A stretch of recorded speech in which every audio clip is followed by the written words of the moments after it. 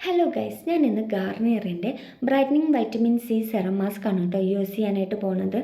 അപ്പോൾ നമുക്കിതൊന്ന് ട്രൈ ചെയ്ത് നോക്കിയാലോ. നമ്മുടെ ഫേസ് നന്നായി വാഷ് ചെയ്തതിന് ശേഷം വേണം ഈ ഒരു മാസ്ക് അപ്ലൈ ചെയ്യാനായിട്ട്. വെറും 50 മിനിറ്റ്സ് ആണ് ഈ മാസ്ക് നമ്മുടെ ഫേസിൽ അപ്ലൈ ചെയ്ത് വെക്കേണ്ടത് കേട്ടോ. അതിനുശേഷം നമുക്ക് ഈ മാസ്ക് റിമൂവ് ചെയ്ത് മാറ്റാം.